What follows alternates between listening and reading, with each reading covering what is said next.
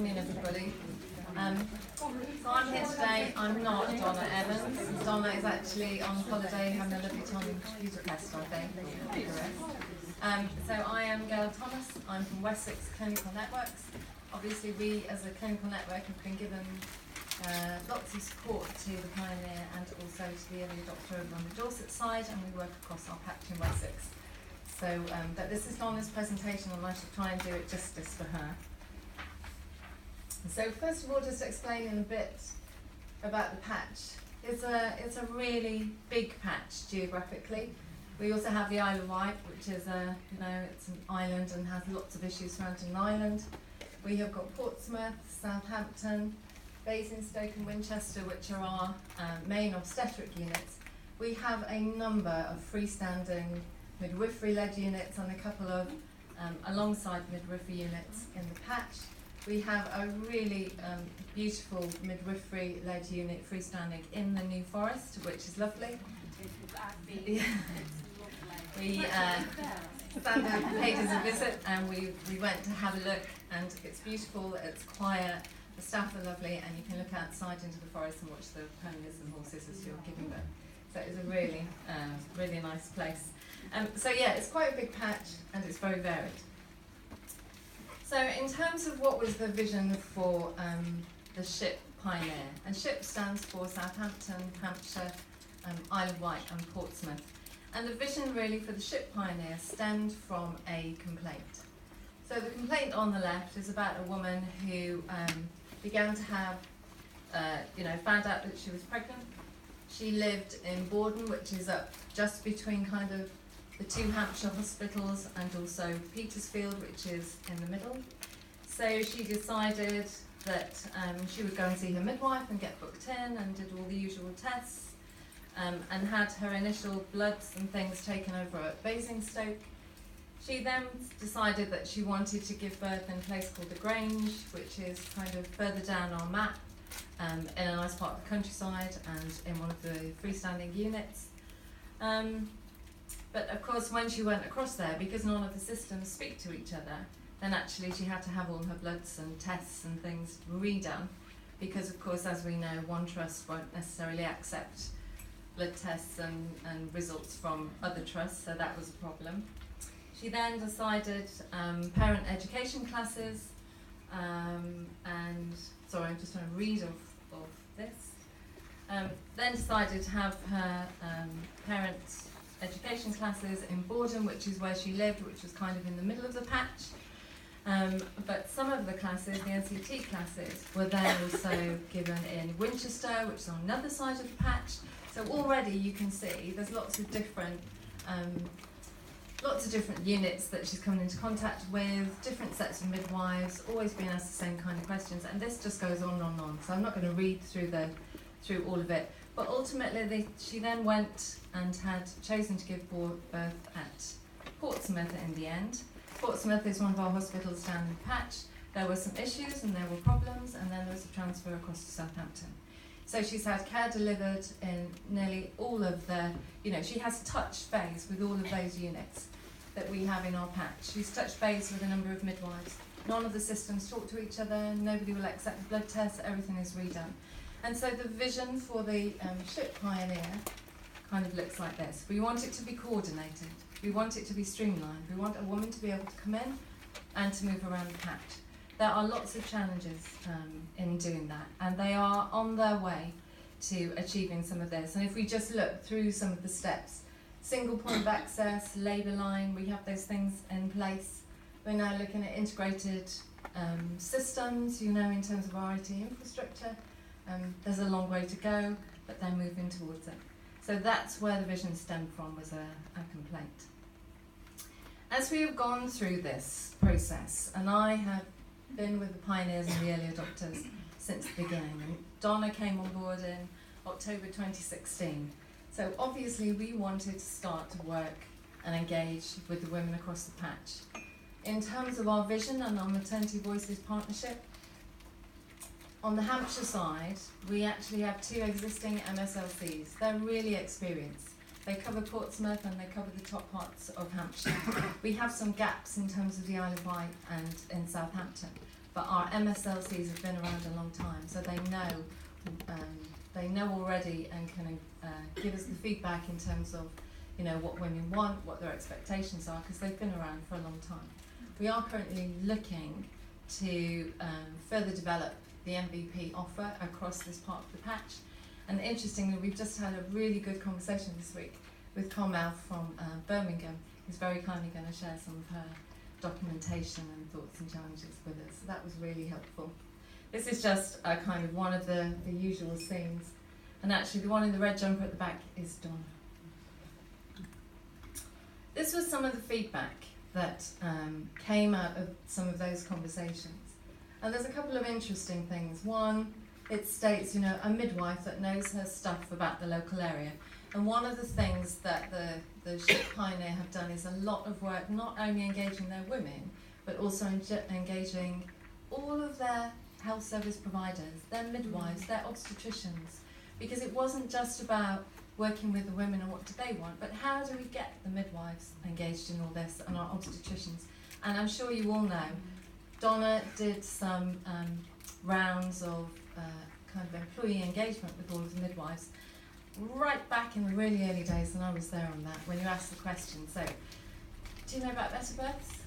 You know, have you seen the report? Because we've been to all these meetings, we had all this information, and we had the better birth report, but the midwives down on the ground were, better birth?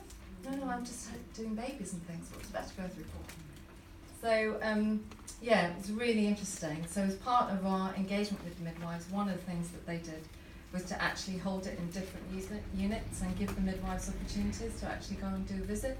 And as part of the sharing of the information was to take them and show them around the units. That then enabled them that when they were talking about women and choice and talking about the other units, they could come from a place of knowledge and confidence. So when they had these conversations with the women and they said, well, you know, we've got a great place over here, let me tell you about it, because I've been and I've seen it and I know what it's like. Yeah, so that was just, you know, some of the things and some of the topics that were picked up in the conversations. We were also given a really great opportunity to work with Hampshire Health Watch. Hampshire Health Watch is a kind of combination of Wessex Voices and NHS England. And there was some money that was found, and there was a bid process, and they won the bid and came and said, we've got this money, what do you want us to do? And we worked with Hampshire Health Watch to develop a survey. And it sounds, when you look at it and you go, well, that's okay, you just put some questions together and we'll just do a survey and that will be lovely. There was so much work that went in terms of the questions, because women had already given us some feedback to say, too many questions, you know, we've just done that survey and that survey. So a lot of time and effort in terms of what was the nature of the question, how could we then capture all those answers and actually make it meaningful and take it to another place. So they did a survey, they went round children's health centres, and the survey was online, but as they went round all the health centres, there were leaflets. They could sit with the women. They could either do it there and then online, or they could give them the advice in the leaflet and say, could you go away and do it in your own time when you've got time to think about your answers. We had over 1,200 responses to the survey, and it was a brilliant piece of work. If you look online and if you were to put maternity matters, you would see the survey. You will see the response from the LMS. And what was interesting is when the responses came back from the women, this is about a woman's perception of the service that she gets. The challenge is that when you do a survey and you get some feedback, that we have to work to say this feedback, even though you may feel it's negative and you may feel a bit defensive, this is an opportunity. And to work with all the providers to say, you are doing a great job, you're doing loads of work, but this is the perception, and what do we do to change the perception? So as well as doing the survey, the LMS then issued an official response in terms of how they would address some of the issues. And then just last week there was a paper that's gone to the Hampshire Health Watch steering group, which is a kind of 6-month update on the survey, and that is going to be published in the new year. And what we want that to do is to say, you did the survey, these were the issues that were raised, this is what the LMS said they would do, but actually this is what we've done. And a real good example, and a fairly straightforward one, is tongue tie, We know that midwives are trained in tongue tie, we know that there is a pathway, but a woman's perception was, actually we don't feel that there was enough information or it wasn't at the right time. And now they've retrained and they've re-looked at the pathway.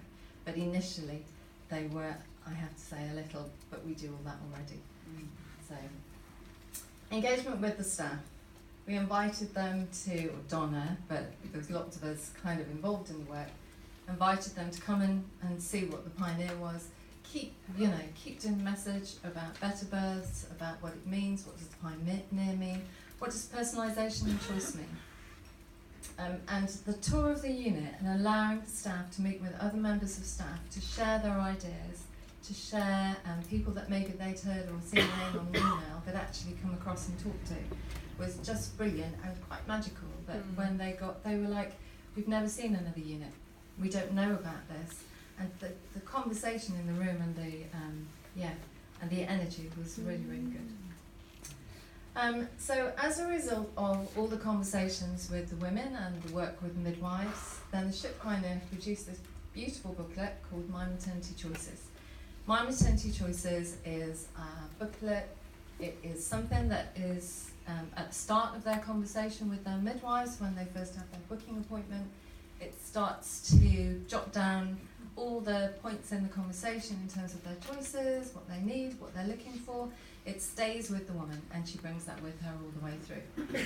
My Birthplace app is an app if you just look on, and initially it was for the Portsmouth area, and you put it in, you put your postcode, and it actually has been developed now through the LMS and through Ship Pioneer, and it will show you the places of birth, and I'll give you a little video tour. We've even now, My Birthplace app I think goes to Dorset as well and covers off, yeah? So it's been great. So, you know, I was just saying earlier, when we look at Ship, Pioneer, Dorset, Early Adopter, if you just take a moment to reflect on where we were at the very beginning, because we'd sit in rooms and we didn't know where we were going or what we were doing, it's been a good opportunity actually to look back and say, gosh, look, My Birthplace app was quite small at the beginning. It now covers the whole of Ship and it covers Dorset, and it complements the booklet as well. Motivational interviewing. So there we are, we're talking to women, we're talking about personalisation and choice, and we're saying to all the midwives and other healthcare professionals, we want you to have a conversation. And they're saying, but we do, we give them 10,000 leaflets, and we tell them this, and we tell them that, and we tell them. And that is great, but what is the quality of the conversation? So I don't know if any of you have ever been on motivational interviewing, Dave. Yeah, and I've done it, I've been on it, and it was just, one, it was hilarious, so it was really good fun, but it just takes you to a different place, you know? And it isn't just, it shows you a technique in terms of not just giving out information. And the great thing, if you have an opportunity to do this, if you go on it, it's great, because you go home then and you use it at home. And you and the half and the kids, because you know what it's like. What you need to do is you need to do this and you need to do that, and it just allows you and gives you other techniques to use in the quality of the conversation.